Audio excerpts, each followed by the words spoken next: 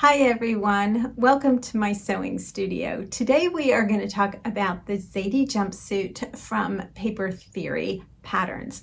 Now the Zadie has just been so popular in the sewing world, and so many people have made it, and there's tons of tutorials and reviews out there. It's just a favorite pattern. But I did make a few changes to it because I sewed it for my daughter as a birthday present. And so I'm going to talk to you just about a couple of the tweaks I made to try to build in a little extra security that it was going to fit, and why I made those. So before I jump into that, first let me introduce myself. If you are new here, I am Lisa, the owner and designer behind Pink Hollybush Patterns, a line of sewing patterns for children, most of which are designed for knits and most of which include an option for smocking. But I also have two adult daughters, and I also sew for myself. So here on my channel, we talk all things sewing and smocking. And today we're going to talk about the Zadie jumpsuit. Now, first of all, I made the Zadie for my daughter. As I said, I made it out of a tencel twill fabric that I got from Style Maker Fabrics, and it was the perfect fabric for this jumpsuit. So I highly recommend that as an option. It had a nice drape. It's not sheer at all, so you don't need to worry about that, and she has loved it and worn it often. So that's the first thing. The second thing is I did not use the binding that is recommended, the binding method that is recommended in the pattern. Maybe if I was using a different fabric that had a little bit more stiffness to it, or it might have been okay, but I just felt with the twill, the tencel twill having such a drapiness to it, I used instead the French binding technique, and I have a whole tutorial on how to do that, and I will link to that below, and also put one of the little things up here that you can jump on over and check that out if you would like. With that, I'm going to go over to my cutting table. I'm going to show you the adjustments that I made to the pattern to help ensure a little bit better fit for my daughter. These adjustments I got from looking at reviews on Pattern Review, and then also particularly a blog post by Sunny Gal Studio, and I will put a link to that blog post below, but she is the one who gave me the idea about raising the crotch and adding a little bit more fabric to the front. So let's go over and I will show you those changes, and see you in a minute. So here's the front of my Zadie jumpsuit, and this is just the stay tape. You can see it's just a really thin web.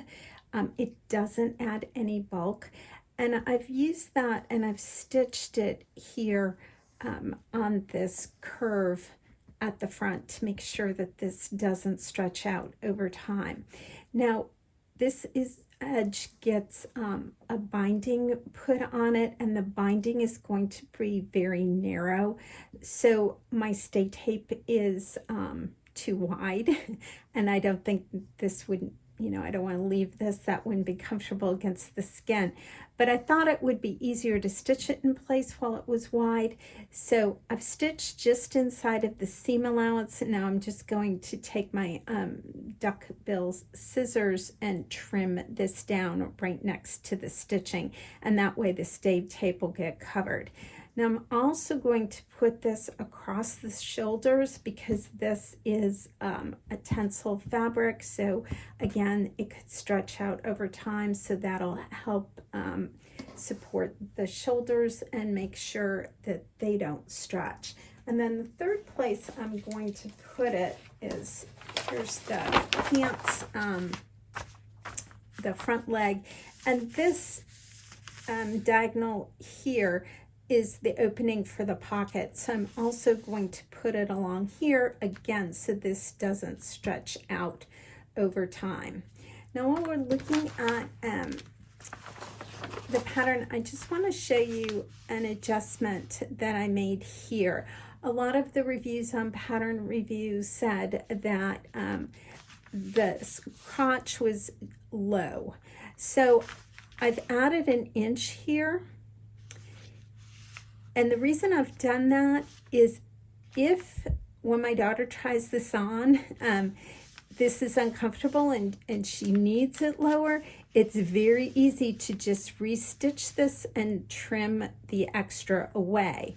But if it's too low to begin with, there's no way to raise it and add that extra fabric that you need. It's too late at that point. The only thing I could do then would be to take the pants apart from the top and raise the whole thing up, but then that's affecting the length of the pants.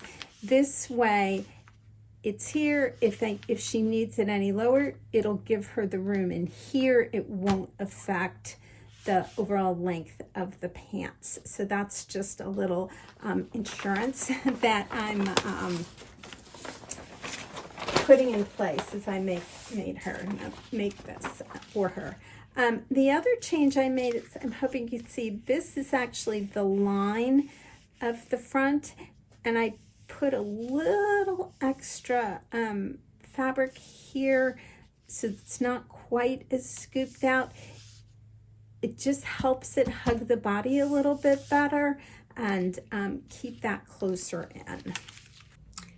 One last thing I did want to mention is when I sent this off to my daughter, I still was a little concerned that maybe when she went to wear the jumper, even if it was a great fit, that, as she was moving around, would there be any problem with that wrap across the front? And so I included, when I mailed it off to her, because I did have to mail it. She doesn't live close enough that I can just deliver it. So I mailed it off to her, and I put a couple snaps in with the package so that if she needed to, she could sew a little snap right at that wrap. Well, it turns out she did not need it for there. She said there was no problem with the wrap here, but she did end up putting a snap below the waist where it overlaps across your pelvis. So she said when you sat down, that could pop open. And so she put a little snap there. So I was glad that I included those snaps, and that's just an extra little adjustment you might want to make to the pattern so we don't have any wardrobe malfunctions. So I hope all of these tips and tricks will be helpful to you, and that you're able to make a Zadie jumpsuit either for yourself or for someone you love. Happy sewing.